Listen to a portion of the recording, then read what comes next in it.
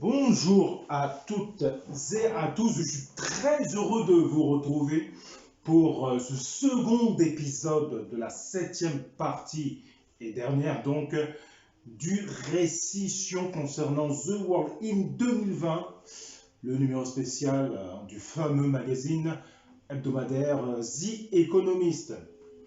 Alors, toujours avec la 7e symphonie, le second mouvement allegretto de Ludwig van Beethoven. Alors, la première partie, un petit récap, puisque au début de la 7e partie, j'avais fait quand même un récapitulatif global qui est extrêmement intéressant. Là, uniquement pour la première vidéo de cette 7e partie. En l'occurrence, je m'intéressais de la même manière que Warren à la 16e partie, avec cette manière, cette lecture ici, avec ici le SS et le Ion. Ça m'a permis de voir la culture japonaise avec le Oni et le Nyo. Puis le sigle SS, on verra ça un peu plus tard, la prochaine et dernière partie.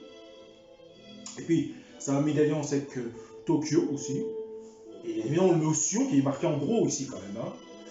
Et aussi Tokyo, qui est quand même extrêmement intéressant. Et puis, ce qui est intéressant, c'est qu'en début de phrase ici, si j'ose dire, on peut toujours anagrammer Kyo ou d'autres choses. Et évidemment, les protocoles de Kyoto m'amènent inexorablement, je pense que ce numéro spécial aborde les thématiques, les événements liés à ce sujet civilisationnel qui touche tous les domaines et ce second épisode du récit, donc. Après les protocoles de Kyoto, comme je disais, le domaine précis est inexorablement celui du climat et de la biodiversité, bien évidemment. Alors, bien évidemment, toujours, ce qui est intéressant dans cette vidéo, c'est que c'est un récit tout en gradation qui va aller d'un site officiel de l'Union européenne, un site de réinformation exceptionnel. Je vous souhaite à toutes et à tous une bonne vidéo. J'espère qu'on va bien voir les images et que c'est pas trop difficile pour vous, mais j'ai fait au mieux. Donc, veuillez m'en excuser par avance, bien évidemment.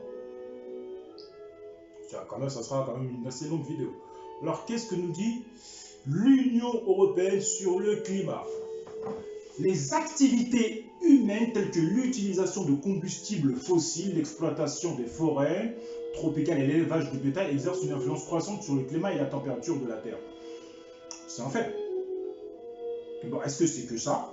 On a aussi un documentaire sur Netflix qui s'appelle Cowspiracy, qui évoque cette problématique. Ces activités libèrent d'énormes quantités de gaz à effet de serre qui viennent s'ajouter à celles naturellement présentes dans l'atmosphère, renforçant ainsi l'effet de serre et le réchauffement de la planète. Gaz à effet de serre. Certains gaz de l'atmosphère terrestre agissent à la manière des parois d'une serre. Ils permettent à l'énergie solaire d'entrer dans l'atmosphère, mais l'empêchent de s'en échapper.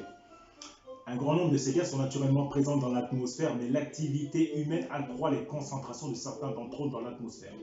En particulier le dioxyde de carbone, le méthane, protoxyde d'azote, les gaz fluorés. Le CO2 est le gaz à effet de serre le plus produit par les activités humaines. Il est responsable de 63% du réchauffement de la planète causé par l'homme. Le réchauffement de la planète causé par l'homme. Mais on peut se dire aussi qu'il y a un autre type de réchauffement causé soit par une évolution vibratoire de la planète ou à des phénomènes astrales extérieurs qui ont des liens magnétiques. Sa concentration dans l'atmosphère est actuellement supérieure de 40 degrés à celle du début de l'industrialisation. D'autres gaz à effet de serre sont émis en moindre quantité, mais ils retiennent la chaleur bien plus efficacement que le CO2 et sont jusqu'à 1000 fois plus puissants. Le méthane est responsable de 19% du réchauffement de la planète causé par l'homme, tandis que cette proportion s'élève à 6% pour le protoxyde d'azote. Les causes de la hausse des émissions. La combustion du charbon, du pétrole et du gaz produit du dioxyde de carbone et du protoxyde d'azote. La disparition des forêts. Malheureusement, c'est ce que nous voyons en ce moment en Australie, en Amazonie et en Californie, etc. C'est terrible. Même en Russie. Les arbres continuent à réguler le climat en absorbant le dioxyde de carbone de l'atmosphère. Aussi, lorsqu'ils sont abattus, cet effet positif est perdu, le carbone stocké dans les arbres est libéré dans l'atmosphère, aggravant l'effet de serre. L'augmentation de l'élevage, bien sûr. Bovins et ovins produisent de grandes quantités de méthane lorsqu'ils digèrent leur nourriture, effectivement. Beaucoup trop de demandes en viande, effectivement. C'est aussi une problématique. Il y a trop d'eau pour les bovins et les ovins. Et ça peut créer beaucoup de pénuries. C'est quand même terrible. Pourquoi pas ne pas manger moins de viande finalement et je veux dire calmer un peu le processus parce que c'est quand même terrible. Les engrais contenant de l'azote produisent des émissions de protoxyde d'azote. Les gaz fluorés ont un effet de réchauffement considérable jusqu'à 23 000 fois supérieur à celui du CO2. Heureusement, ils sont libérés en plus petite quantité et sont progressivement interdits par la réglementation. Réchauffement climatique, la température moyenne de la planète a subi une augmentation de 0,85 degrés par rapport à la fin du 19e siècle. Chacune des 3 dernières décennies a été plus chaude que toutes les décennies précédentes. Depuis le début des relevés statistiques en 1850, les plus grands climatologues mondiaux pensent que les activités humaines sont très probablement la principale cause du réchauffement observé depuis le milieu du XXe siècle. Ils considèrent qu'une augmentation de 2% par rapport à la température de la période pré-industrielle est le seuil au-delà duquel le risque d'assister à des changements climatiques dangereux, voire catastrophiques, est beaucoup plus élevé. Pour cette raison, la communauté internationale a reconnu la nécessité de maintenir le réchauffement de la planète en dessous de 2%.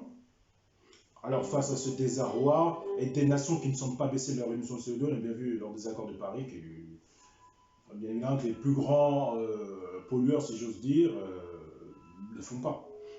Eh bien, pour la planète, le fameux site très connu, Uzbek Erika,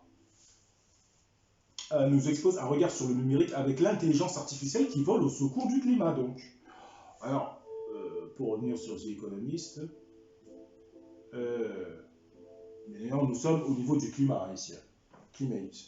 C'est ça qui est intéressant. Et bien évidemment, inexorablement, ici vers la biodiversité ici. Et puis après, dans un second temps dans la vidéo, il faudra anagrammer les mots qu'on a en entrée pour voir ce qu'on a. C'est quand même très très très intéressant.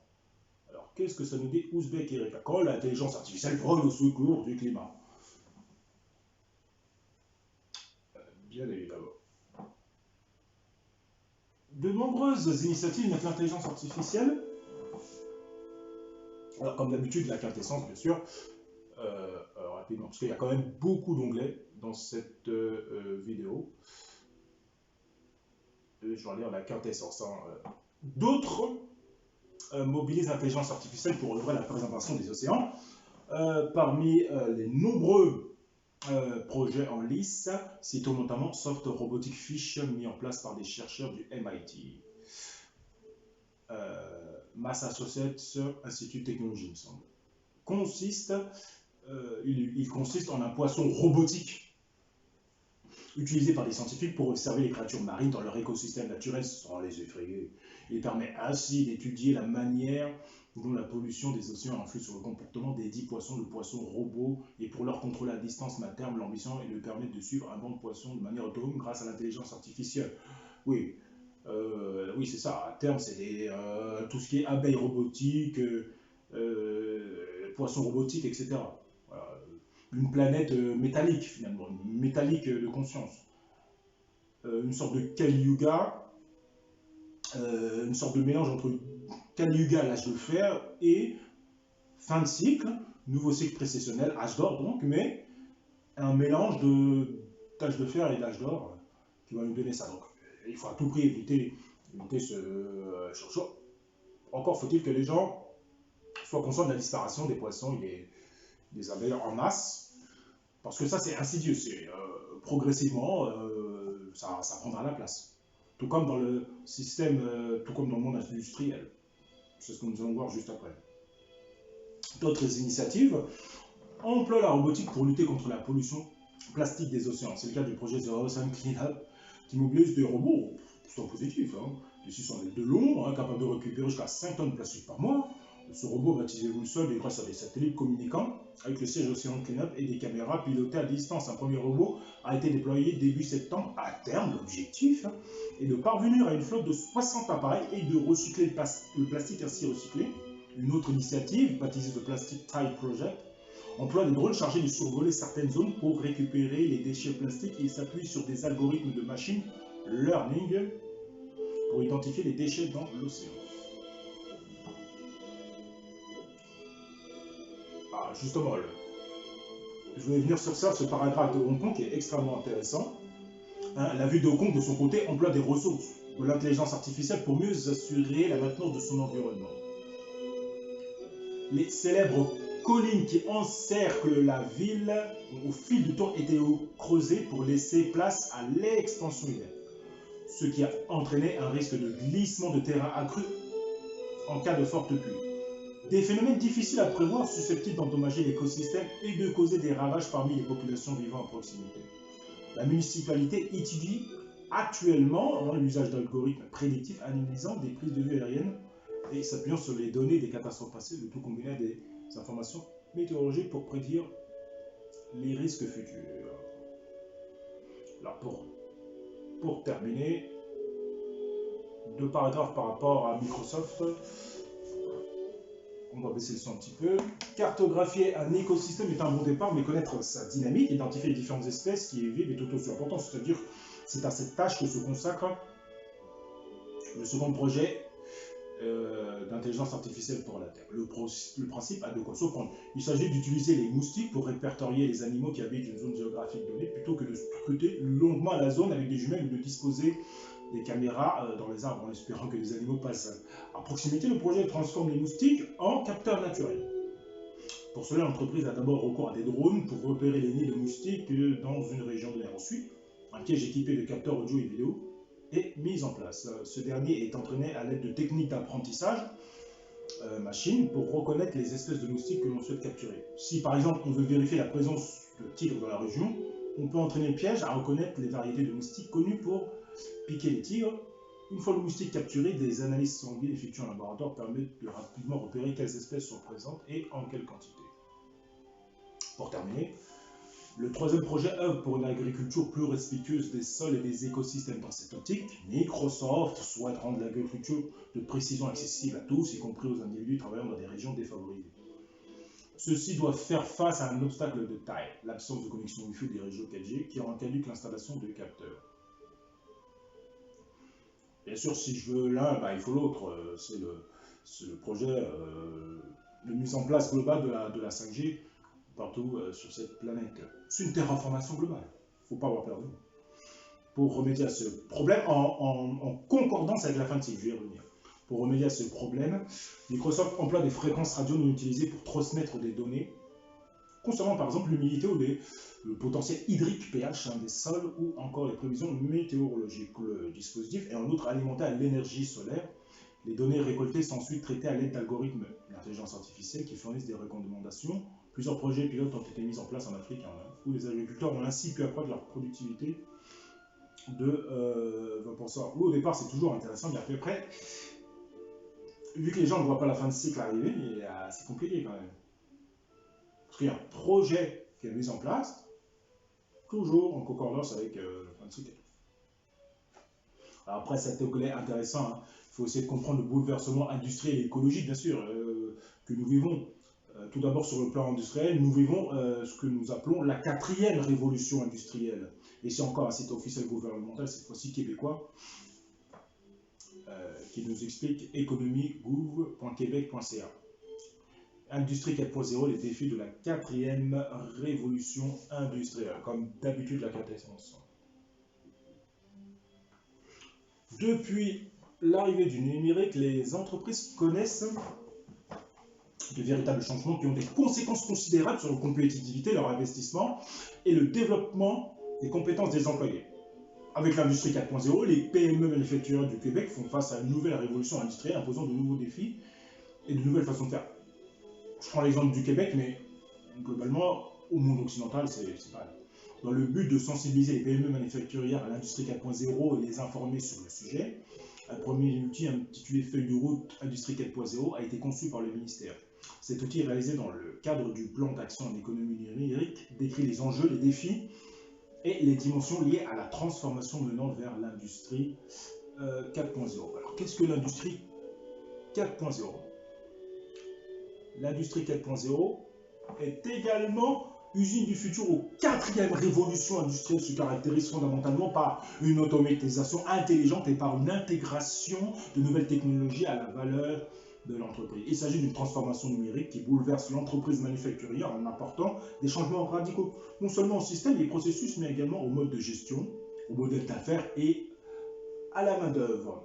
Le concept d'industrie 4.0 tire ses origines d'une réflexion allemande achevée en 2011. Cette réflexion lancée par le gouvernement de l'Allemagne, puis menée par le monde universitaire de ce pays et par les grands partenaires industriels, portait sur l'avenir du secteur manufacturier. L'objectif, pour le moins ambitieux, était de définir les paramètres pouvant positionner le secteur manufacturier allemand comme le plus performant en matière de productivité et de flexibilité. Au Québec, les résultats de cette démarche ont conduit à la naissance du concept d'industrie 4.0. Alors, bien évidemment, le moment d'agir. Pour conclure. En conclusion, le concept d'industrie 4.0 correspond à une nouvelle façon d'organiser les moyens de production. L'objectif est la mise en place d'usines dites intelligentes, capables d'une plus grande adaptabilité dans la production et d'une allocation plus efficace des ressources, et ce pour répondre plus rapidement au marché d'une façon plus personnalisée à moindre coût. Passer à l'industrie 4.0, c'est se donner l'infrastructure et les moyens pour innover. Être compétitif, saisir les occasions d'affaires et prospérer. Il est donc urgent que les PME manufacturières du Québec fassent le saut vers l'usine de futur pour rattraper leur retard et conquérir les nouveaux marchés. Si vous voulez en connaître plus sur cette transformation numérique, nous vous invitons, etc., etc. Alors, justement, moi je me questionne en pleine période de changement climatique, l'utilité de cette révolution industrielle. Si, justement, ce n'est pas une transformation ou une destruction, l'avenir incertain du travail à l'ère de la quatrième révolution industrielle. Et ce questionnement, et ce site à Equal Times m'aide à répondre à ce questionnement. C'est quand même extrêmement intéressant ça. Alors, comme d'habitude, la quintessence, j'espère qu'on voit bien. Selon l'économiste australien Steve Keen, les seuls emplois qui seront préservés sont ceux de la conception, de la maintenance de haut niveau. C'est-à-dire que je conçois, l'intelligence artificielle fait tout, et puis s'il y a un petit problème d'ordre métallique, au niveau du métal, eh bien je maintiens, je resserre le robot, etc. Voilà. Car ils nécessiteront une intelligence extraordinaire. Le reste de la population n'aura pas d'emploi. Tout simplement. ArcelorMittal en Pologne. Tout simplement. On conçoit et maintenance. Début, et puis s'il y a un problème, on maintient l'intelligence artificielle. Personne n'a travaillé. La numérisation, l'automatisation, voilà pourquoi il parle aussi de revenu universel, il me semble. La numérisation, l'automatisation et l'intelligence artificielle changent notre façon de produire et de travailler dans la quatrième révolution industrielle. Les technologies et les données constituent les matières premières de ce qui est appelé capitalisme des plateformes. Le travail en ligne, phénomène de plus en plus répandu, apporte flexibilité et indépendance, mais aussi une certitude, une précarité et une absence de droits des travailleurs. On voit bien ce qui se passe en Afrique du Sud, etc. Pas qu'en Afrique du Sud, partout. L'avenir du travail est une question en suspens, comme en témoigne l'actuel débat mondial organisé par l'Organisme international du travail, dont les conclusions seront présentées en 2019. Nous analysons les tendances provenant des technologies, mais aussi de l'évolution démographique, des mouvements migratoires et du changement climatique qui contraignent la modification de la façon de produire et de consommer. Qu'est-ce qu'il nous dit, le directeur? Les révolutions industrielles précédentes n'ont pas éliminé le travail, elles l'ont transformé. Aujourd'hui, il y a 3,1 milliards de travailleurs dans le monde, soit davantage qu'à aucun autre moment par le passé, même s'il ne s'agit pas toujours d'emplois décents.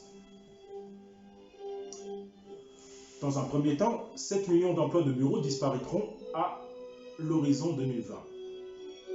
Et des pays comme le Brésil et la Chine. Je m'arrête un petit peu et je me dis, mais c'est pas un article de 2020, bien sûr. Là, on est en 2020, à l'horizon 2020. Donc, là, les choses sont claires par rapport au confinement. Et c'est ce que veut dire The Economist par rapport au climat. Et à la biodiversité. Et l'impact que ça a au niveau industriel. 7 millions d'emplois. C'est pas disparaîtront, c'est disparu. On confine, on met télétravail, ou alors c'est ça dépend des pays, le chômage partiel, etc. Ça a disparu. Dans d'autres pays, on ne peut pas faire ça. Non, mais c'est très grave, c'est déjà disparu, ça. C'est implacable. 2 des 15 plus grandes économies du monde, représentant 65% de la main-d'œuvre, seront parmi les plus durement touchées. Alors qu'on confine par rapport au coronavirus, il me semble. Et donc, là, ils le disent. Ils disent disparaîtront, mais ils sont... En fait, ce que les gens ne comprennent pas, c'est que c'est voulu, la 4e révolution industrielle. C'est voulu. C'est une action. Et donc, dans le raisonnement, 4e révolution industrielle, et les impacts que ça va avoir dans cet agissement. Mais on ne veut pas que les gens sachent. Et donc, on est obligé de faire... voilà, coronavirus, etc. Effectivement, même à la radio, dans les médias, on dit il y a plein d'autres sujets, cigarettes et tout ça, où il n'y a pas toutes ces choses-là. Mais il faut faire attention aussi, notamment par rapport au vaccin. Et c'est insidieux, dans tous les domaines, on veut s'insérer. Donc c'est quand même très très très important. Coronavirus, d'accord, plus dangereux, c'est le vaccin, tout simplement. Et puis revenir. En contrepartie, 2 millions d'emplois seront créés dans le domaine de mathématiques, de l'ingénierie et de l'informatique. C'est les domaines Weaver, si j'ose dire, Warren Weaver. Les exploits dans les emplois, dans les secteurs de la manufacture et de la production seront également au plus bas, quoique une reprise est attendue grâce à l'amélioration des compétences, à la délocalisation et au gain de productivité, prédisait son rapport final. Ryan Avent, rédacteur en chef de The Economist et auteur de The Wealth of Humans, ne partage pas cette vision-là. Qu'est-ce qu'il nous dit? Alors, bien évidemment, voilà, Ryan Avent, voilà, c'est ce qu'il nous propose. Voilà. C'est ce que nous propose Ryan Avent quand même. Avec ses numéros spéciaux, c'est quand même extrêmement intéressant. Ce que nous propose Ryan Avent. C'est quand même un bon travail avec ses équipes. Alors moi, ça m'a permis de développer ma chaîne. Et c'est quand même extrêmement intéressant. Donc, en ce sens, c'est quand même assez extraordinaire pour The Economist. Alors, qu'est-ce qu'il nous dit, le rédacteur en chef de The Economist, Ryan Avent? Nous sommes en présence d'une énorme masse de travailleurs, ce qui crée de nombreux problèmes que nous ne pouvons pas répondre, comme lors de la première révolution industrielle, en les transportant vers des zones plus productives ou en les formant, puisque 90% de la population des pays développés ont terminé une éducation secondaire. Près de 50% sont titulaires de diplômes de 3e cycle, explique-t-il. Automatisation et manque d'emploi. Steve Keen, professeur d'économie, et d'un avis similaire. Lors des précédentes révolutions industrielles, les formations s'obtenaient en tant qu'apprenti dans une industrie spécifique. Aujourd'hui, la technologie avance vers l'automatisation. Les seules fonctions qui seront préservées sont celles de la conception et de la maintenance de haut niveau qui nécessiteront une intelligence extraordinaire. Le reste de la population n'aura pas d'emploi. Le nombre d'ouvriers nécessaires à la création des technologies à venir, par exemple la recherche de minéraux dans des astéroïdes, est négligeable. Les humains sont à peine nécessaires, ajoute-t-il. Il me semble qu'on a eu Osiris Rex, il me semble, qui s'est posé sur un astéroïde, il me semble. À l'instar d'Avent, Keen figure parmi ceux qui préconisent la création d'un revenu de base universel pour que tout le monde ait un revenu pour subsister, déclare-t-il.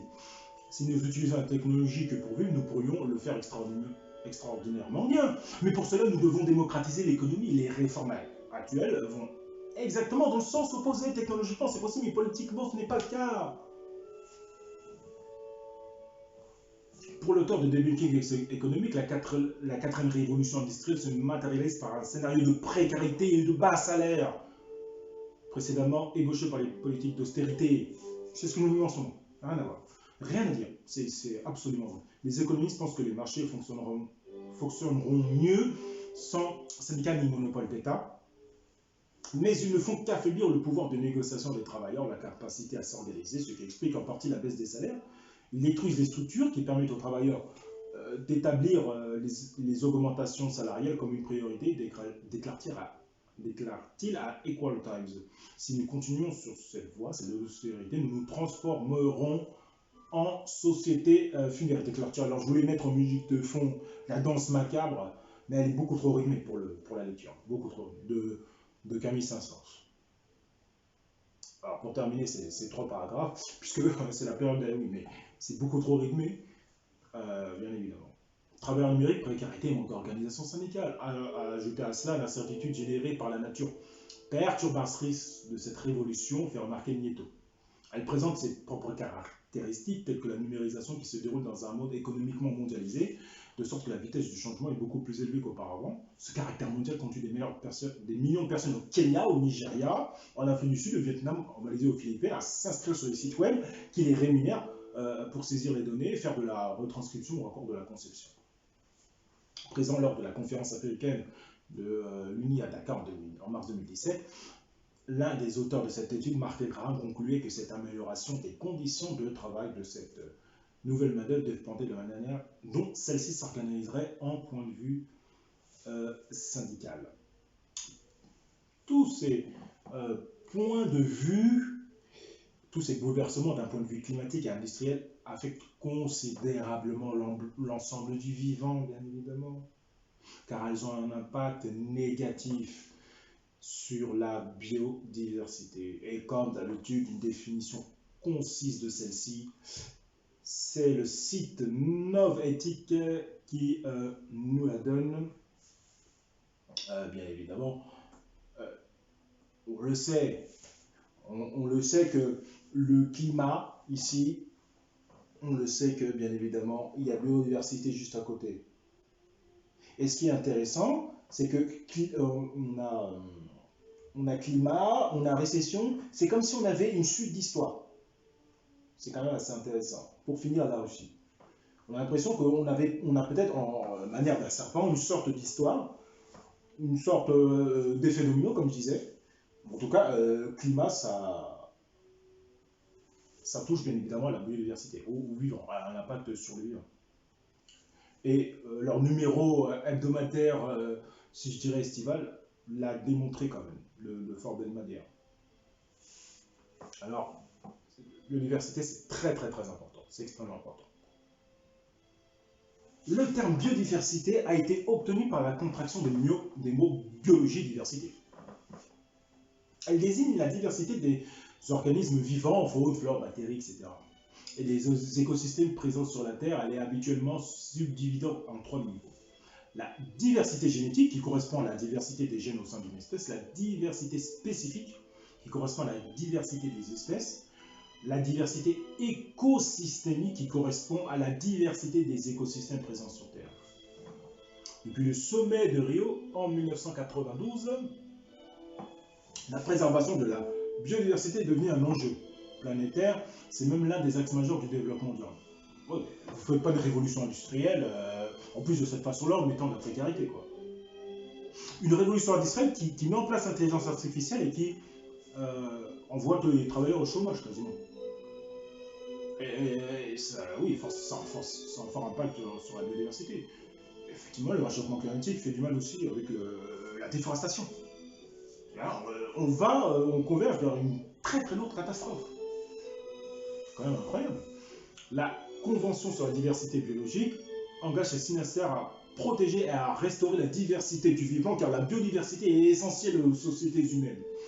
L'impact de l'homme sur son environnement est de plus en plus important, ce qui est lié à une croissance exponentielle de son activité et à un fort accroissement de la population. La disparition des espèces est le signe de l'érosion de la biodiversité. Très important. La Convention sur la diversité biologique a établi 3 objectifs clés. La conservation de la biodiversité, une utilisation durable des éléments de la biodiversité et un partage équitable des ressources et des avantages issus de l'exploitation des ressources. On a bien des fois des cafés équitables et tout ça. Durant les dernières décennies, une érosion de la biodiversité a pu être observée. La majorité des biologistes estiment qu'une extinction de masse est en train de se produire. bien qu'il y ait des accords sur le nombre d'espèces en train de disparaître, la plupart des scientifiques pensent que le taux actuel de disparition est plus élevé qu'il ne l'a jamais été. Plusieurs études montrent qu'environ une espèce de plante sur 8 connues est menacée d'extinction, menaçant ainsi la biodiversité. Chaque année, 17 000 et 100 000 espèces disparaissent de notre planète.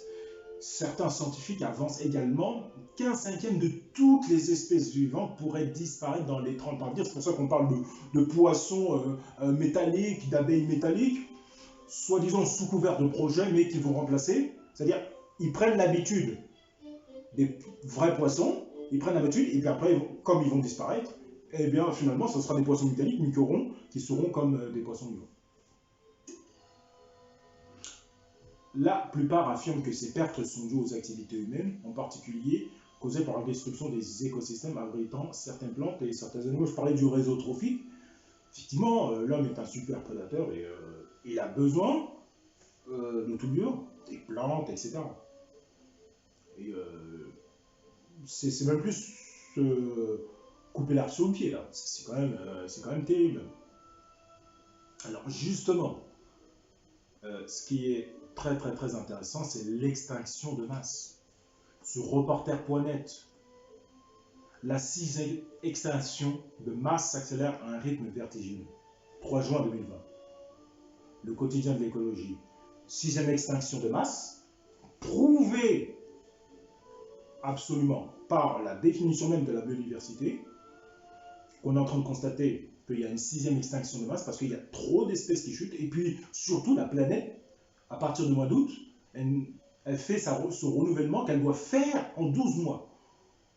Donc c'est ça l'extinction, c'est-à-dire que la planète, dans son renouvellement, c'est un être vivant, la planète Terre Gaïa, elle a besoin de 12 mois pour se renouveler, et en 7 mois, elle ne peut pas faire le travail en 12, surtout qu'il y a d'autres phénomènes célestes, notamment ma vidéo sur le système solaire, etc. Il y a tellement de choses. Bien évidemment que c'est très compliqué, donc c'est très important de comprendre la 6e extinction de masse. Et pourquoi 6e, qui est l'anglais juste après.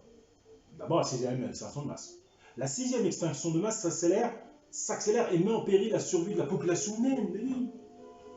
C'est ce qu'affirme une étude publiée le 1er juin 2020, donc dans la revue Proceedings of the National Academy of Science. Selon l'équipe de chercheurs ayant réalisé cette étude, 515 espèces de vertébrés terrestres sont sur le point de s'éteindre. Ils disparaîtront probablement d'ici une vingtaine d'années.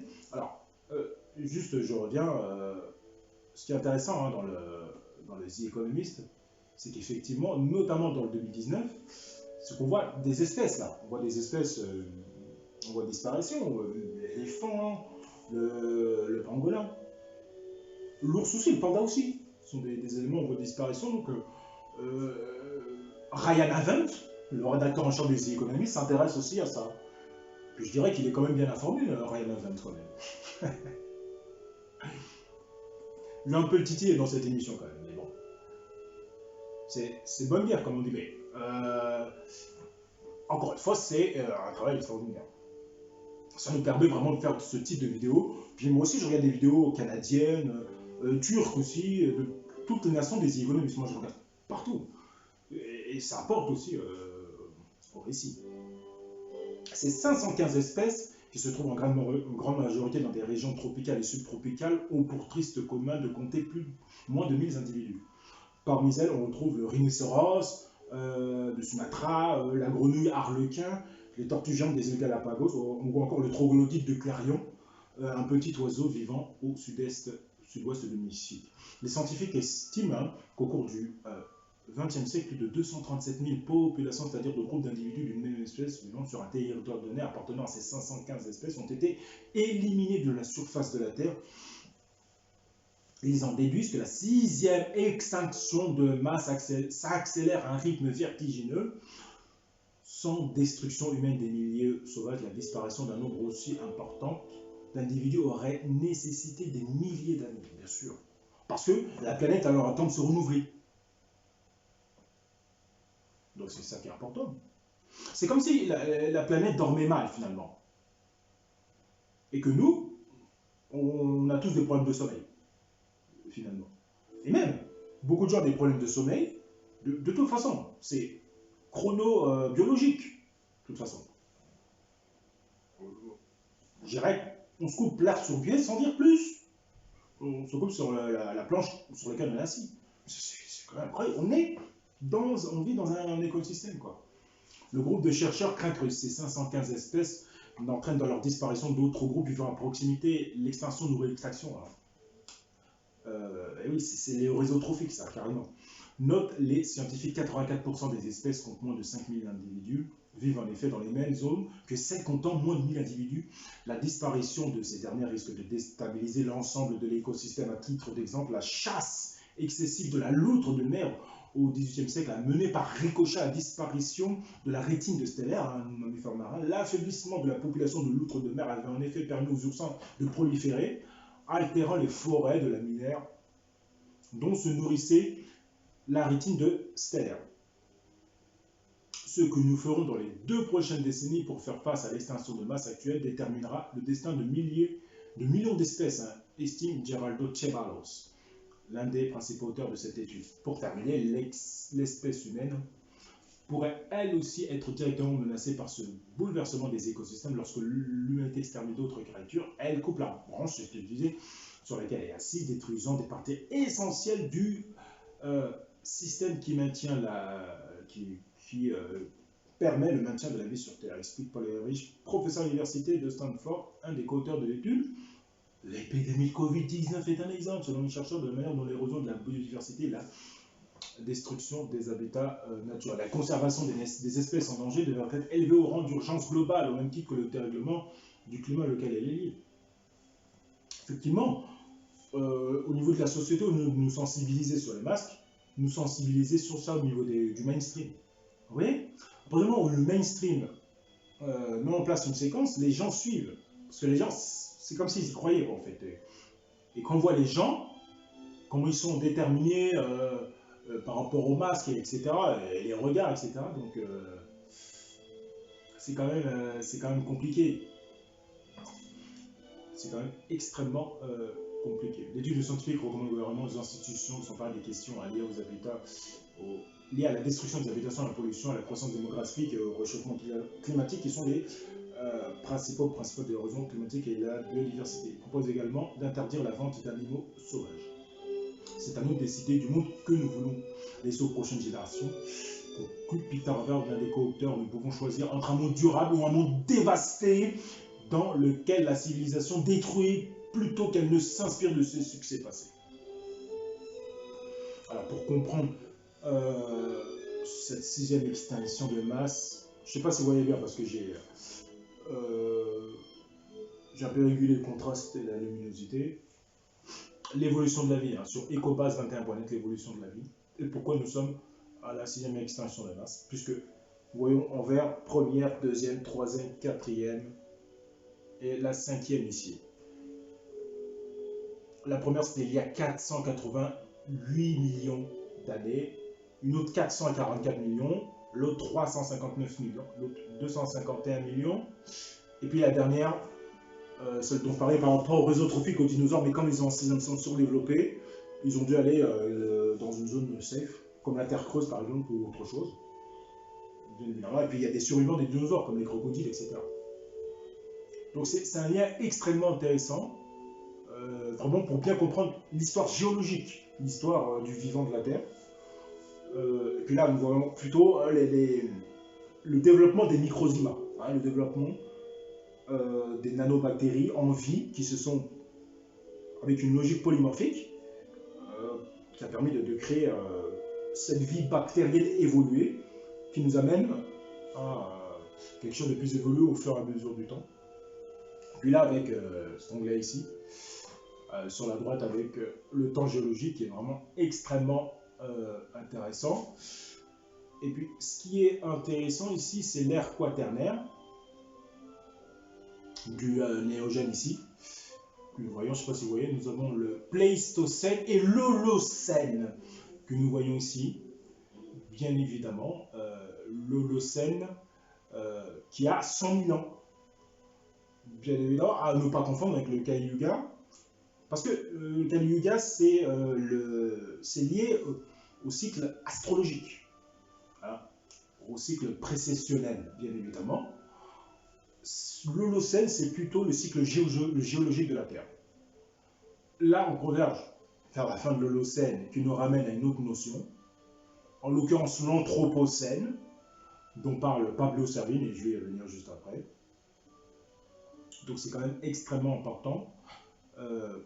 Pas mélanger les choses, mais de comprendre que fin de l'Holocène, début de l'Anthropocène, cette nouvelle notion de l'homme qui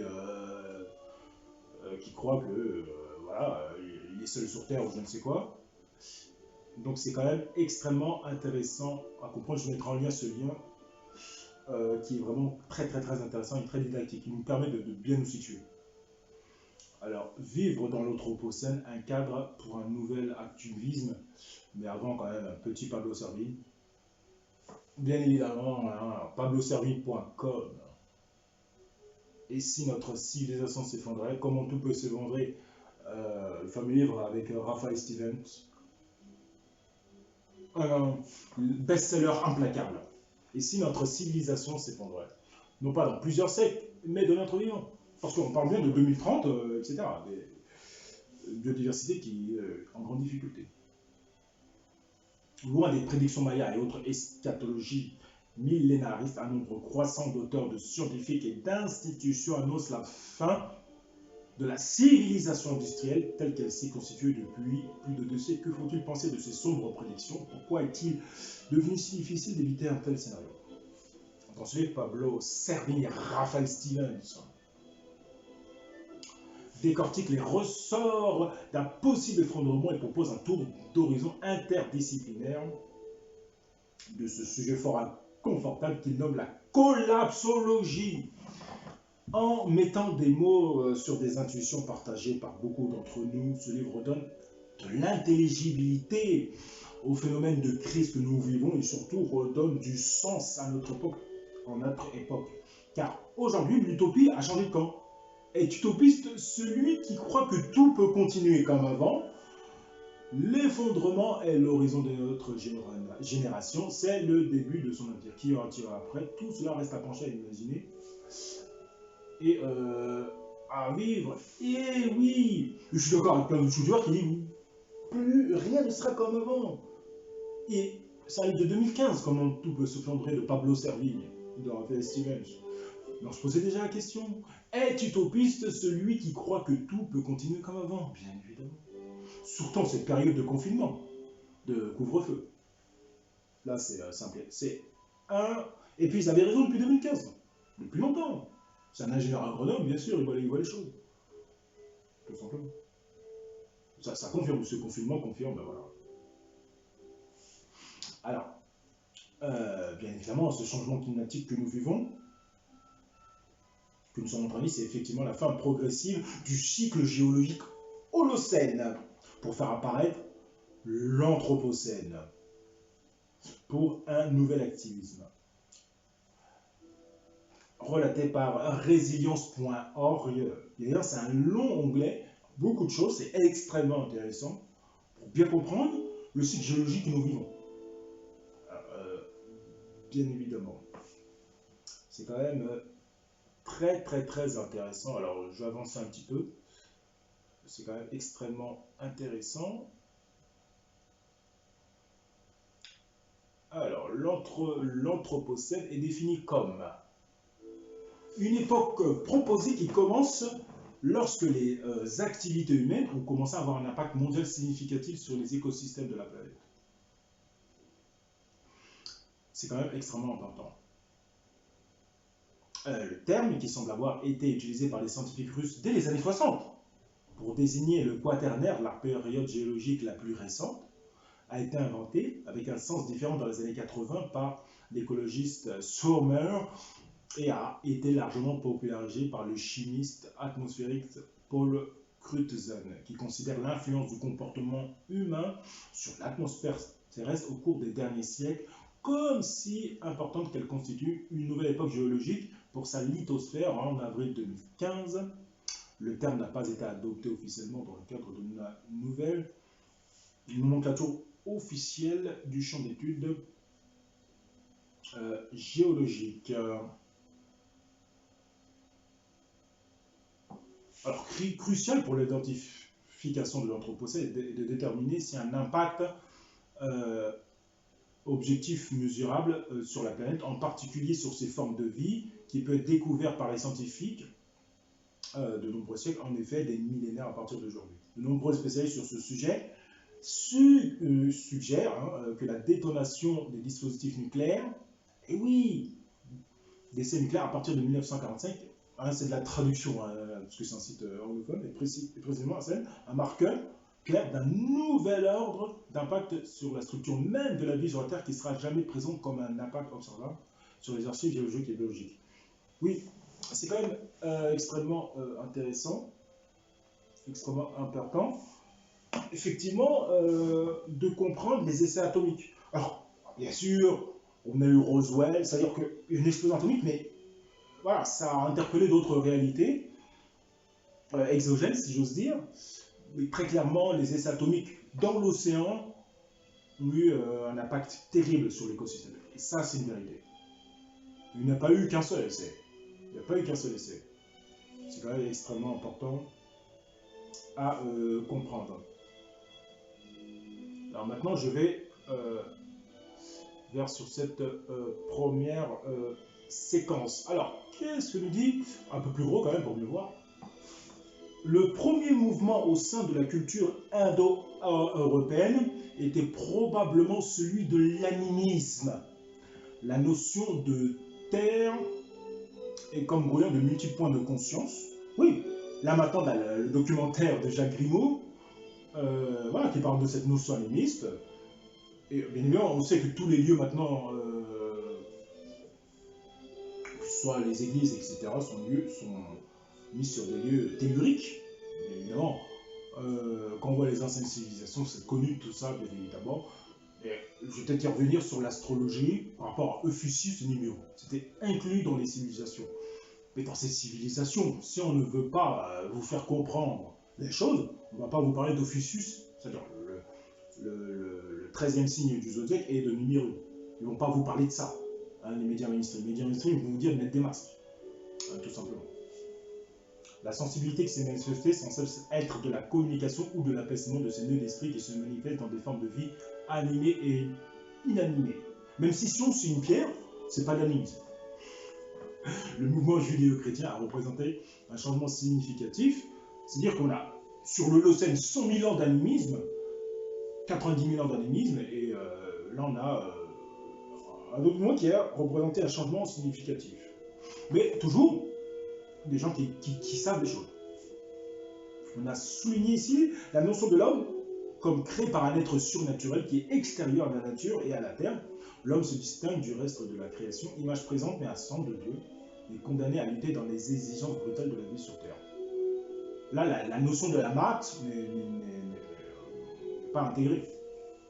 Donc c'est un autre type de civilisation. L'homme et la terre comme séparés. L'image ici est l'homme séparé et aliéné de la terre, un être destiné en fin de compte à un ciel plutôt qu'à un terre.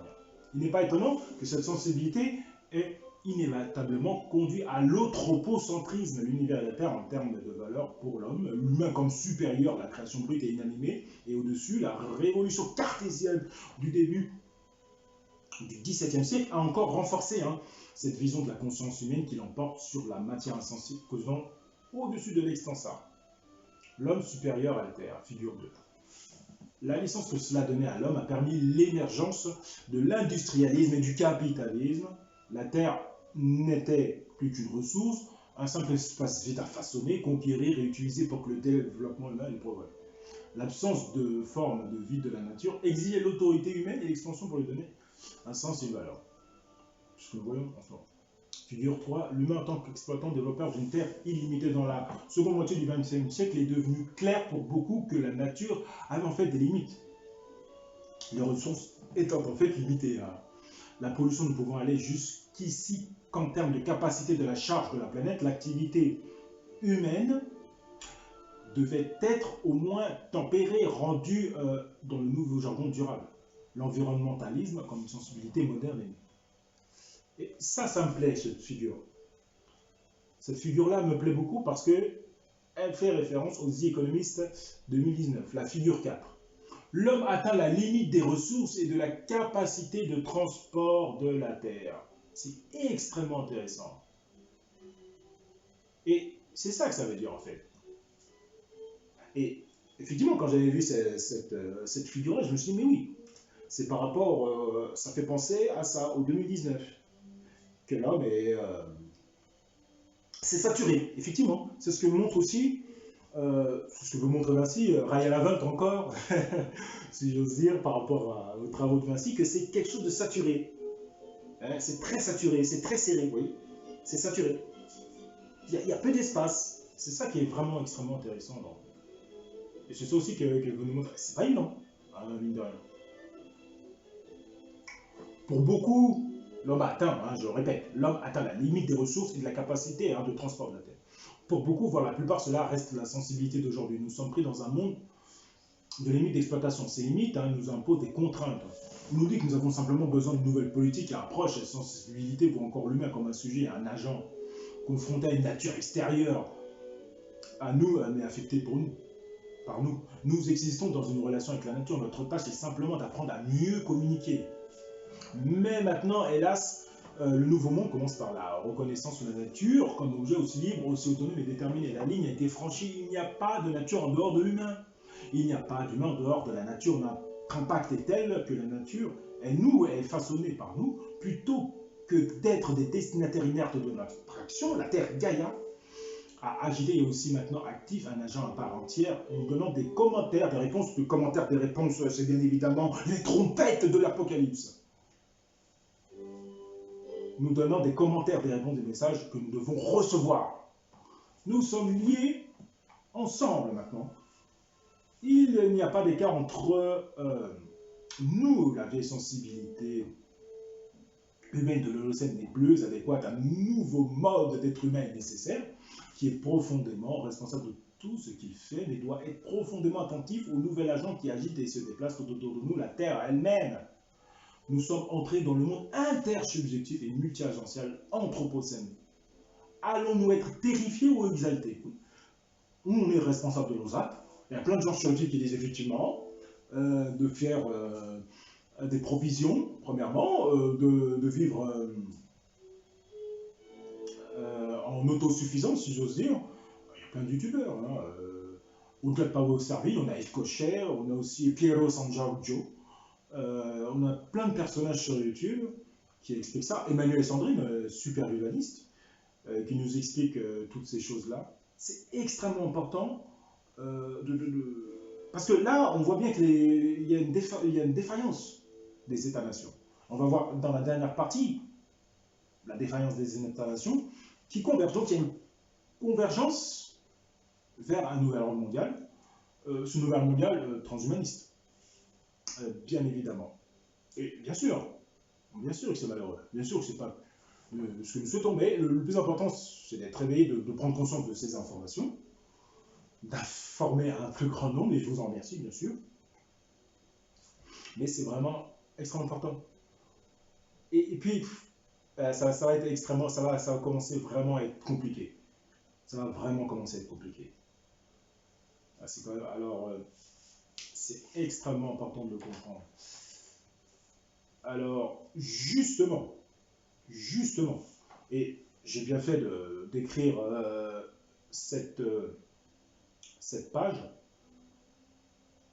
c'est extrêmement important, cette notion de transmutatisme. Alors, avant d'aller après, le climat et la biodiversité, hein, nous allons passer à leurs anagrammes, mais avant tout, les fondements de la nouvelle religion universelle, c'est du transmutatisme. Comme moi je dis, tous les chemins du décryptage de The Economist, de l'informateur avisé, tous les chemins mènent à transmutatisme, bien évidemment. Les fondements, c'est très très très important pour clôturer cette séquence du climat et de la biodiversité, les fondements du nouvel ordre mondial. En un peu plus gros, bien évidemment, il faut bien voir. Un axiome spirituel, c'est cette séquence-là, de toute importance, là on voit Star Wars, bien sûr. hein, dit principe de correspondance. Ce qui est en bas est comme ce qui est en haut, et ce qui est en haut est comme ce qui est en bas. Il signifie, même si cela va en l'encontre des croyances de la plupart des êtres humains, qu'une guerre cosmique, hein, la guerre des étoiles, et non la guerre de l'étoile, et non la guerre des étoiles, comme dit George Lucas, fait rage entre les forces de la lumière et celles de l'ombre, plus exactement des ténèbres. Hypothèse à prendre. Elle est d'ailleurs racontée dans tous les œuvres sacrées, sauf que l'esprit rationnel formaté du XXIe siècle ne peut en aucune façon lui donner crédit, le surnaturel étant viscéralement déconsidéré et rejeté. Sur la planète Terre, comme dans d'autres lieux dans l'univers, les Illuminati et leurs relais humains, sous contrôle de ces entités exoterrestres de nature prédatrice, s'attachent à construire ce qui est nommé sur le plan religieux les enfers. Pour ce faire, ils utilisent divers moyens en nourrissant une fausse lumière. J'ai l'impression de parler comme Paul Ponceau. C'est un travail extraordinaire aussi. Afin que la majorité des hommes illusionnés par son éclat continuent à vivre comme si de rien n'était et entrave la réalisation de leur plan. Celui-ci, invisible, repose sur le contrôle de toutes les grandes organisations politiques et religieuses caractéristiques du fonctionnement des civilisations humaines.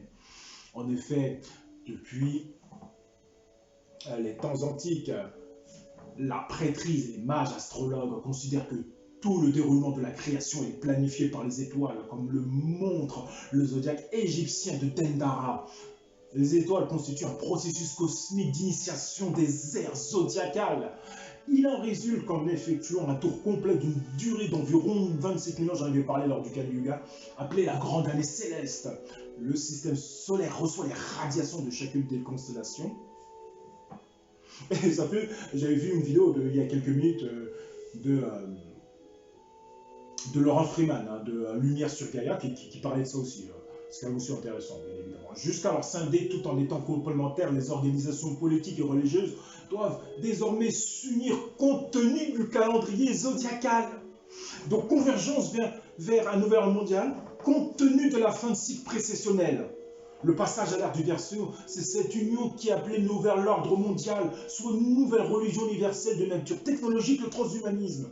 Conçu sur une promesse, l'avènement du paradis sur terre, l'âge d'or, par ses apports bénéfiques, l'immortalité, alors qu'elle a pour but de promouvoir les enfers.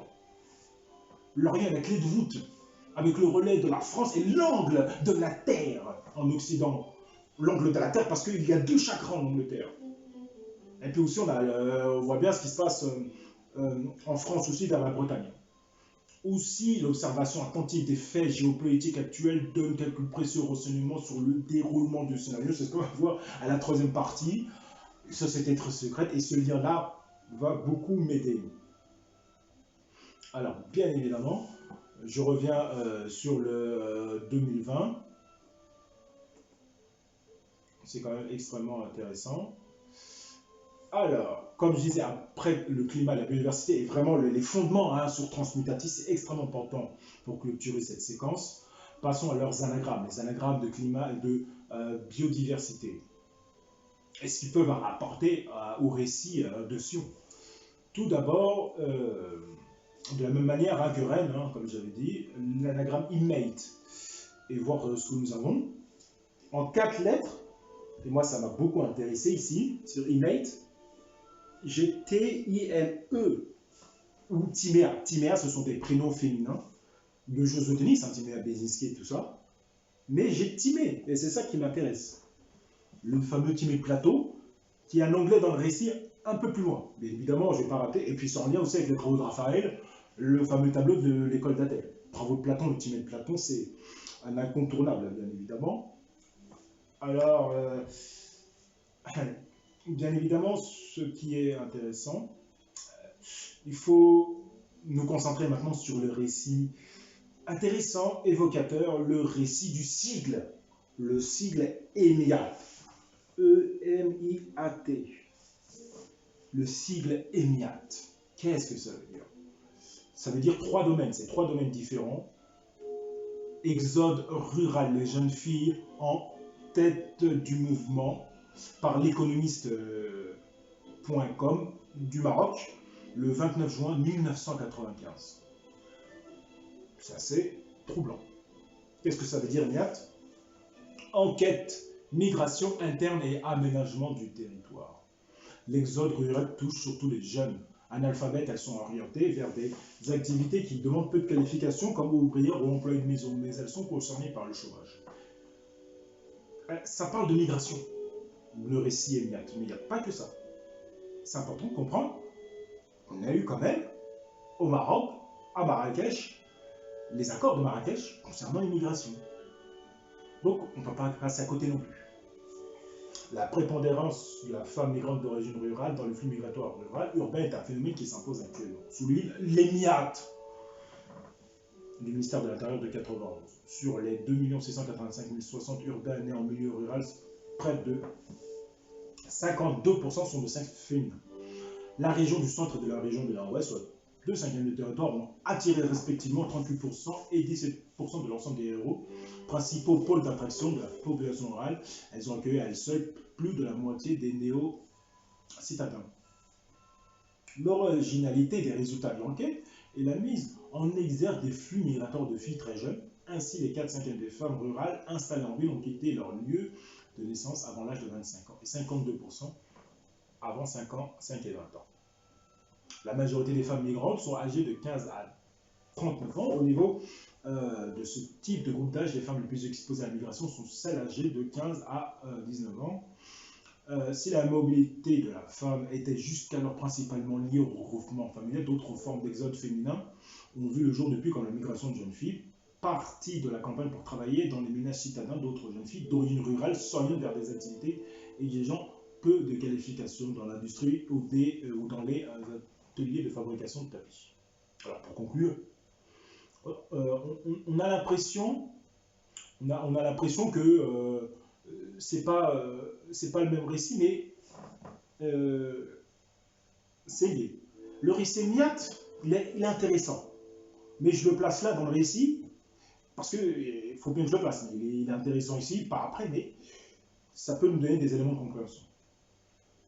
Les causes des mouvements migratoires féminins sont diverses. Quelques-unes ont trait à l'émigration temporaire vers les pays industrialisés d'Europe. Les RME investissent souvent dans l'immobilier et installent leur famille en milieu urbain, non seulement pour marquer leur réussite sociale, mais aussi pour faciliter la communication et faire bénéficier à la mère ou aux enfants. Reste au pays des avantages sanitaires et éducatifs, précise l'étude de la direction des statistiques sur l'exode rural. D'autres explications relèvent les changements de comportement social, remettant en cause la solidarité familiale, l'abandon des femmes, le divorce et le veuvage conjugué avec le développement des masses médias et des moyens de communication entraînent les femmes dans des mouvements migratoires jadis dominés par les hommes. Les facteurs d'ordre économique, comme le manque de travail rémunéré dans le milieu rural, contribuent ainsi à l'intensification des flux migratoires. Et cette dernière phrase, vous voyez qu'elle fait le lien. Qu'elle fait le lien, la chute économique, bien sûr, et le manque de travail, mais et de toute façon, c'est partout dans le monde. Et vous voyez pourquoi le récit MIAT au niveau des migrations est extrêmement intéressant. Alors, les MIAT, sur un plan militaire, l'école militaire annexe des transmissions EMIAT. C'est quand même assez intriguant. Alors, il y a beaucoup de pages, c'est extrêmement intéressant, extrêmement didactique pour comprendre. C'est les MIAT de Agen, agent.agen.free.fr. C'est quand même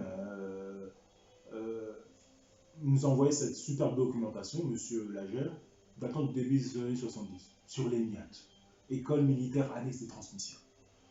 C'est quand même assez, c'est pas inquiétant, mais c'est un peu troublant. Qu'est-ce que ça nous dit?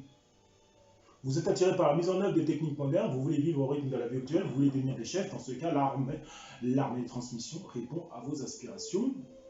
Version militaire des télécommunications civiles, elle vous permettra d'acquérir une qualification appréciée, aussi bien dans l'électronique, technique en plein essor que dans les télécommunications, qui sont le système nerveux de l'activité moderne, dans une branche comme dans l'autre. À l'offre aux candidats,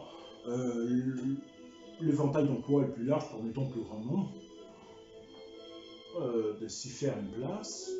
Elle forme en effet sur le plan télécommunication des exploitants dans les spécialités radiotélégraphiques et imprimeurs, câbles hertziens, sur le plan électronique des mécaniciens chargés de l'entretien, des essais de dépannage de matériel les plus divers confiants aux exploitants. Les possibilités de chaque candidat évaluées sur les résultats des tests dans les centres de sélection sur le niveau d'études générales et sur les comportements analysés au cours des premières semaines de présence les font orienter en toute connaissance de cause vers la spécialité lui offrant le maximum de chances de réussite. Mais là, ça me fait penser à la maintenance. Vous voyez? Ça me fait penser à la maintenance du récit. C'est quand même assez... C'est pas inquiétant, mais c'est vraiment très intéressant. Puis en plus, on parle de militaire. Vous voyez, ça fait très Warren Weaver ces photos. Je sais pas si vous voyez, ça fait... voilà, c'est très intéressant, vraiment. Hein. Un métier aux avantages divers. On connaît le métier militaire, et puis là, il y a la possibilité aussi d'une carrière militaire. Donc, c'est quand même assez intéressant pour terminer le récit du sigle EMIAT, le sujet médical, avec European Myocardial Infarctus Amiodarone Trial. Et c'est sur The Lancet, un article de 1997, j'espère qu'il va le traduire en français. Bien évidemment. Alors, qu'est-ce que ça nous dit? Super, c'est traduit.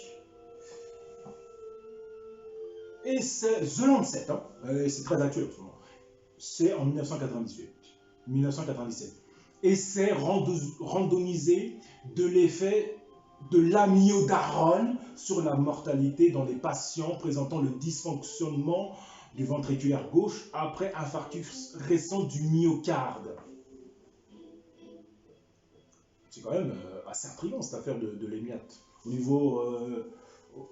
au niveau médical surtout. Les arythmies ventriculaires, d'ailleurs il faut que je fasse un peu plus de recherche sur ça, c'est quand même troublant, surtout en ce moment avec la réanimation et tout ça. Les arythmies ventriculaires sont une cause majeure de décès après l'infarctus du myocarde, en particulier chez les patients présentant une mauvaise fonction du ventriculaire gauche. Les tentatives précédentes d'identifier et de supprimer les arythmies avec divers médicaments anti-arythmiques n'ont pas permis de réduire ou d'augmenter la mortalité. Amiodarone est un puissant médicament anti-arythmique avec plusieurs actions potentiellement bénéfiques et a montré des avantages dans plusieurs études à petite échelle. Nous avons postulé que ce médicament pourrait réduire la mortalité dans les patients à haut risque de décès après l'infarctus du myocarde en raison de la fonction ventriculaire altérée, indépendamment du fait qu'ils aient eu des arythmies ventriculaires. Alors la méthode de l'EMIAT, je répète, c'est European Myocardial Infarctus Amiodarone Trial. L'essai européen de l'EMIAT était un essai randomisé, contrôlé par placebo en double aveugle, pour évaluer si l'amiodarone réduisait la mortalité, toutes causes confondues. Critères d'évaluation primaire et de la mortalité cardiaque et la mort arythmique, extrémité secondaire, chez les survivants de l'infarctus du myocarde avec une fraction d'éjection ventriculaire gauche de 40% ou moins. Des analyses de l'intention de traitement et du traitement ont été effectuées. Résultat, EMIAT a inscrit 1486 patients, 743 dans le groupe amiodarone, 743 dans le groupe placebo. Le suivi médian était de 21 mois. La mortalité de toutes causes confondues, 103 décès dans le groupe amiodarone, 102 dans le groupe placebo. Et la mortalité cardiaque ne différait pas entre les deux groupes. Cependant, dans le groupe amiodarone, il y avait une réduction de risque de 35% dans les décès arythmiques. C'est vrai, l'interprétation de nos résultats ne soutient pas l'utilisation prophylactique systématique de l'amiodarone dans tous les patients présentant la fonction gauche ventriculaire déprimée après infarctus du myocarde. Cependant, le manque de proarythmie, c'est-à-dire d'amplification du risque d'arythmie et la réduction de la mort arythmique soutiennent l'utilisation de l'amiodarone chez les patients pour lesquels la thérapie anti-arythmique est indiquée. Alors moi, tout de suite, justement, je me suis posé la question à savoir quel rôle joue le virus SARS-CoV-2 dans le système cardiovasculaire, et Antonin Trimaille y répond merveilleusement sur cardioonline.fr. C'est un article c'est actuel, référence 5 mars 2020, publication mars 2020. On y est, on est en plein dedans. Quels sont les points que le récepteur fonctionnel du SARS-CoV-2 et la CE2 est une enzyme de contre-régulation du système rénine-angiotensine exprimée dans le myocarde. Les patients avec comorbidité vasculaire représentent une part importante des cohortes infectées dans les premières données publiées et leur présence semble aggraver la sévérité de la maladie. Le virus a en effet des effets cardiaques aigus avec possibilité d'une souffrance myocardique dont le mécanisme reste à élucider. Atteinte myocardique directe via la CE2, atteinte myocardique indirecte d'origine coronaire. Donc est-ce que l'atteinte myocardique c'est via l'enzyme ou c'est via une atteinte d'origine coronaire? Donc c'est quand même assez intéressant, mais là on est clair, le virus a des effets cardiaques, avec des souffrances myocardiques. Donc on peut se dire, est-ce que l'amiodarone ne peut pas, un protocole d'amiodarone ne peut pas être mis en place par rapport à ce que nous vivons en ce moment? C'est possible. Donc on peut aussi poser la question au niveau des hôpitaux. C'est important. Les virus de la famille des coronavirus sont connus pour avoir des effets cardiovasculaires chroniques passant par une perturbation du métabolisme lipidique. La plupart des médicaments spécifiques actuellement testés dans le traitement de l'infection possèdent des effets indésirables cardiovasculaires potentiellement graves. Pour terminer, l'infection à SARS-CoV-2, sévère acute respiratory syndrome coronavirus 2 appelé Covid-19, a pris naissance en décembre 2021 par Rajol Wuhan en Chine. Elle est, quand je dis ça, c'est voilà, vous avez compris. Elle est à l'origine de pneumonie potentiellement mortelle et s'est propagée à l'échelle mondiale au point de devenir une pandémie.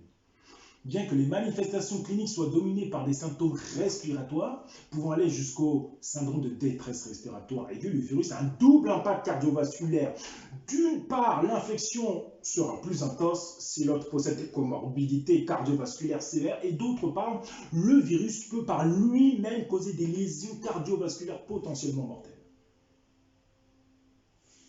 C'est quand même extrêmement intéressant. Alors là, on a les considérations un peu plus techniques. Je mettrai en lien. C'est Cardio Online de Antonin Trémal de Strasbourg. Je vais peut-être l'appeler pour voir. C'est quand même intéressant pour discuter. Parce que moi, je suis un chercheur indépendant autodidacte. Et je veux en savoir plus. Après, pour en savoir plus, il faut appeler les techniciens. Voilà. Ceux qui sont dans le cœur des systèmes de réanimation. C'est quand même extrêmement important. Voilà pour le récit EMIAT. Le récit EMIAT est vraiment... il insinue des choses. Hein, vous voyez, Ryan Avent est quand même... C'est pas qu'il est... il a un bon... je veux dire, il a une bonne rédaction. Mais quand même, regardez. Ici, c'est marqué EMIAT. Et c'est surtout par rapport au SARS-CoV-2, oui. Problème de migration qui est en lien avec ce que nous voyons. Au niveau militaire, le militaire, la logique militaire est assez étrange en ce moment, surtout par rapport aux militaires que nous voyons à l'aéroport de Denver. C'est quand même très intriguant. Et puis on propose aussi des choses maintenant, ça m'a paru vraiment intéressant, mais surtout les MIAT par rapport à l'amiodarone, ça pour le coup c'est très troublant. Par rapport à Ryan Avent. Et pourquoi il nous met en avant? Il pouvait très bien mettre CLI, après Nate, etc. et faire son schéma. Il nous met en avant EMIAT ici. C'est très important ce que fait Ryan Avent, pour le coup. Ah, le pauvre, maintenant que je l'ai lu, voilà, c'est intéressant. Alors, voilà pour le récit EMIAT qui laisse perplexe. Avant de parler du Timée, le Timée de Platon. Anagrammons S, biodiversité, et voyons ce que nous trouvons. Bien évidemment, nous avons ici le sigle SBI. Ici, bien évidemment, qui veut dire plein de choses. Il y a aussi BIS, qu'on peut anagrammer aussi. SBI, BIS, etc. C'est extrêmement intéressant. Et le S, vous voyez qu'il est intéressant, puisque nous avons aussi de la géopolitique avec Syrie et Sirte. Bien évidemment, ce sera dans la prochaine vidéo. Bien évidemment, nous avons Verdi, que vous avez vu comme anglais. Dans S, Biodiversity, nous avons bien évidemment Verdi, qui est bien évidemment un compositeur romantique d'opéra. Et puis, bien évidemment, nous avons Iris, qui est une plante. On a parlé des plantes et la disparition des plantes. Isis et Osiris, bien évidemment, qui ne peut que sublimer mon récit. Sur le récit, bien évidemment. Quand on dit Iris, Isis et Osiris, c'est dans la thématique, bien évidemment, les yeux fermés. D'ailleurs, c'est un jeu de mots que je disais.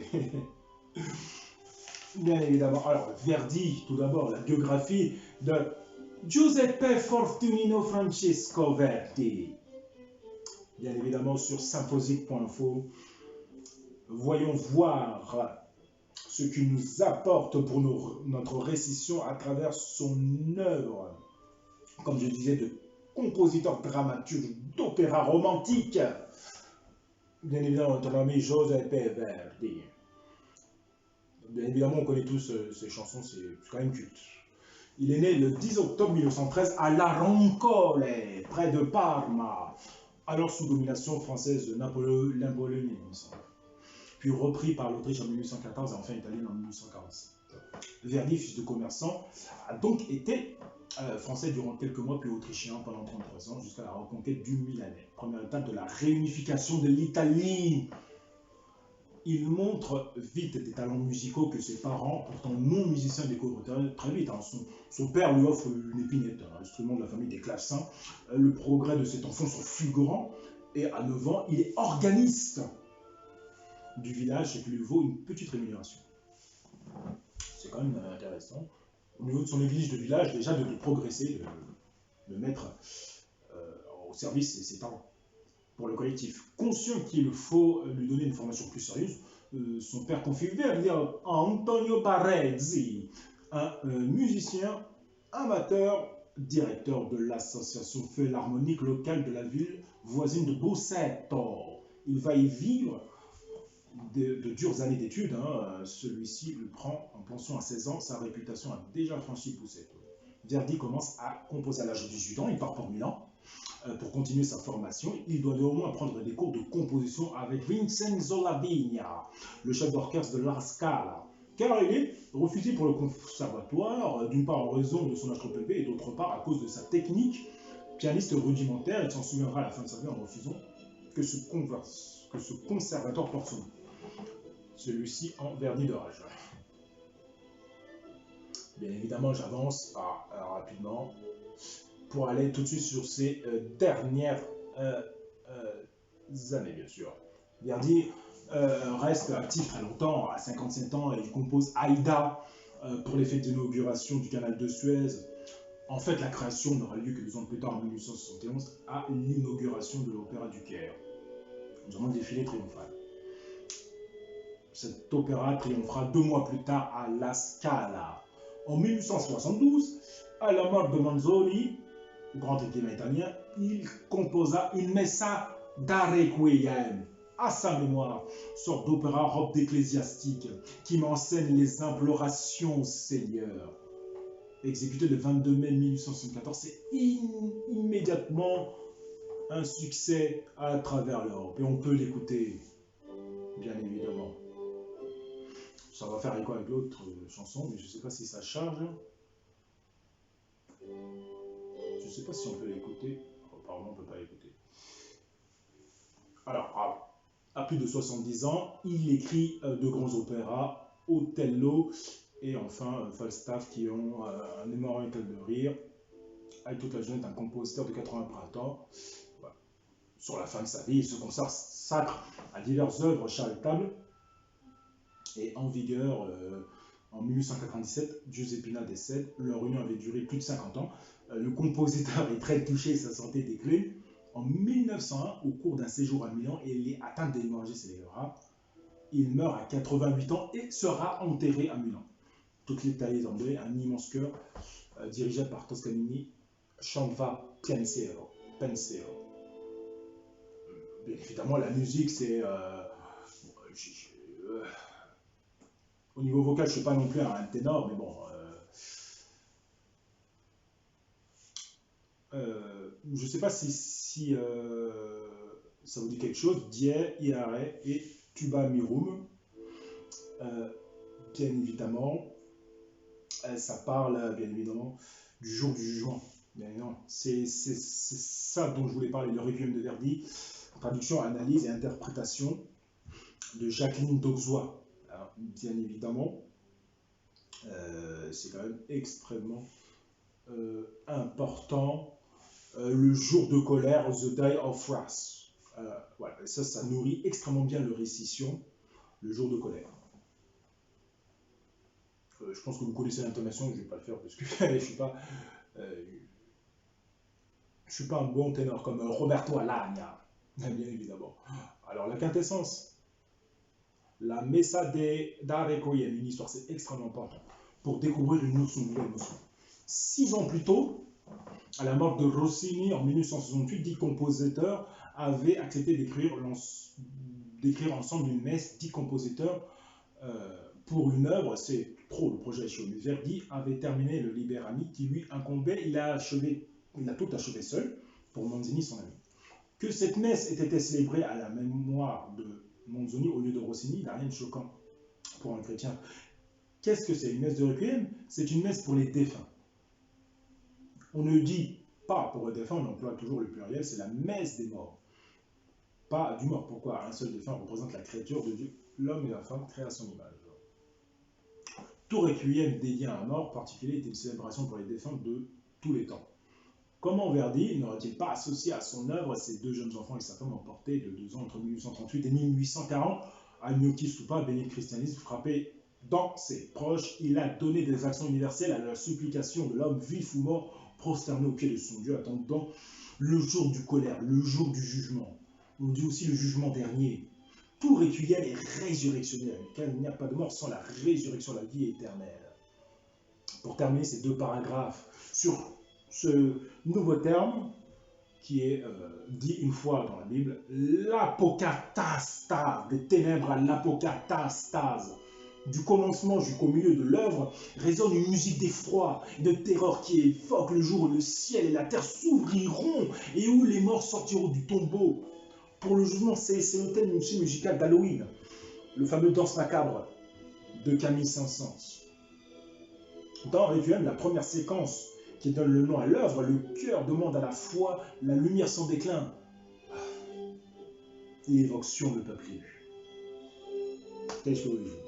Et Jérusalem, la cité de Dieu, des textes apocalyptiques, la Jérusalem céleste qui descendra du ciel sur la terre le jour du jugement. Cette supplication parcourt toute la messe dans laquelle l'attente de la résurrection des corps, que toute chair vienne à toi, précède le jugement. Pour le coup, c'est implacable.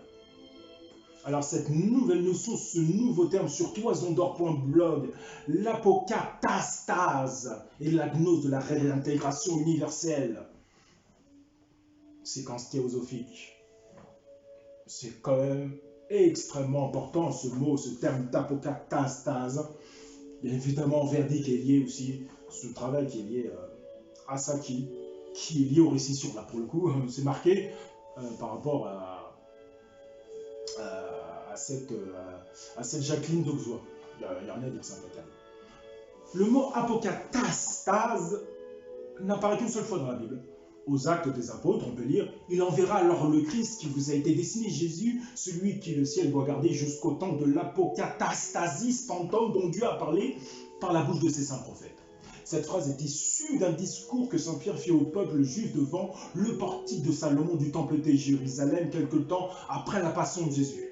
Dans la traduction qu'on donne la Bible de Jérusalem, les 2 mots grecs apokatastasis panton sont traduits en français par restauration universelle. Tout d'abord, le mot panton peut être érigé en tout, cosmologique avec une majuscule ou bien servir de simple mot de liaison dans la phrase avec la traduction suivante. Tout ce dont Dieu a parlé. Ensuite, le mot apokatastasis peut selon l'ensemble de la phrase, être déformé soit en restauration ou en instauration, soit encore en rétablissement ou en établissement. Ah, ça veut penser peut-être à quelque chose d'autre. C'est-à-dire que on veut faire, comme on est en fin de cycle, nouvelle ère mondiale, on veut interjecter, si j'ose dire, une nouvelle séquence transhumaniste. Voilà. De telle sorte que la phrase pourrait se traduire par jusqu'au temps du rétablissement du tout dont Dieu a parlé, soit par jusqu'à l'établissement de tout ce dont de Dieu, ce dont Dieu a parlé par ses prophètes. La première traduction induit un mouvement cyclique intéressant de ce qui doit être réalisé, cela ayant été et devant être finalement à nouveau le cycle. Là, quand on voit la planète, c'est compliqué au niveau cyclique. Le mot apokatastasis appelle cette notion de fin de cycle, de retour à la normale, de rétablissement, car en grec, le mot en question désigne en effet le rétablissement du malade. Le retour des otages dans leur cité d'origine, l'alignement des astres sur leur position de départ, avec le parcours du soleil, comme ça. Cycliquement, au niveau précessionnel. Quant à la portée de la récapitulation du cycle, l'addition du mot tout implique évidemment que ce rétablissement du tout sera une restauration universelle, ainsi que toute chose ayant été créée bonne par Dieu, toute chose reviendra à la fin des temps bonnes. Ainsi, dès l'Antiquité chrétienne, cette expression d'apokatastasis pantone a donné naissance à l'idée d'une restauration universelle depuis lors. Cette idée a fait son chemin. Elle est même devenue un des enjeux de la vie de foi et de la théologie contemporaine. La question de la restauration universelle est devenue un enjeu théologique de premier ordre. De fait, la question de la restauration universelle peut se diviser en deux parties. Pour une claire compréhension de ce qui est en cause dans l'apokatastase, il paraît indispensable de distinguer en elle deux formes principales. Il y a en effet dans l'apokatastase deux apokatastases distinctes. Quant à leur sujet, il y a l'apokatastase des hommes et l'apokatastase des malfaisants. L'apokatastase des hommes, cette restauration implique qu'aucun homme ne peut finalement se perdre et que tous seront donc sauvés. La damnation est niée et logiquement, suivant ce qui vient d'être dit, l'enfer n'existe pas. C'est ce que disait Transmutatis. Si l'on devait, on est bien d'accord, si on devait donner un titre général à cette apokatastase numéro 1, ce serait la négation de la perpétuité de l'enfer. Cycle de la vie, tout se perd, tout se perd, rien ne se crée, tout se transforme. Il me semble que c'est ça. Rien ne se crée, tout se transforme, il me semble. L'apokatase du malfaisant. La restauration est universelle, ce qui veut dire que toute chose, toute créature revient à Dieu, le malfaisant lui-même, quoique traditionnellement présenté comme l'hostilité la plus implacable au règne de Dieu, retournera au ciel, accueillir le pardon de son créateur. Le mot pantone universel implique que toutes les créatures soient sauvées. Par conséquent, une telle vision inclut aussi le diable. Si l'on devait donner un titre à cette apokatastase numéro 2, ce serait le pardon du diable. Cette question pose donc le problème du mal et du pardon, question que seule la gnose a jusqu'ici traitée à fond. C'est quand même extrêmement intéressant ce que nous dit Toison d'Or. C'est vraiment extrêmement intéressant. Et sur atlantique.hypothèse.org, bien évidemment, c'est là où je place mon récit de Timée. Alors ce Raina 20, là, ce rédacteur en chef des économistes, quand même, il nous perdure. Hein, il nous met du Verdi ici, qui nous lie à l'apokatastase. C'est quand même intéressant. Biodiversité, et c'est intéressant de parler de biodiversité ici, et ensuite de parler de l'apokatastase ici, au lieu de biodiversité. Donc c'est ça qui est intéressant dans les économistes, quand vous retournez, et vous voyez des mots comme apokatastase, vous voyez émiat, là pour le coup, sion en réel. Parce qu'on veut vraiment que ce soit en réel sion. Peut-être une volonté que ce soit en réel sion, mais que découvrir les termes apokatastase, émiat, etc., ce soit un peu plus compliqué. C'est quand même vraiment intéressant ce que le thème de Verdi nous a ramené quand même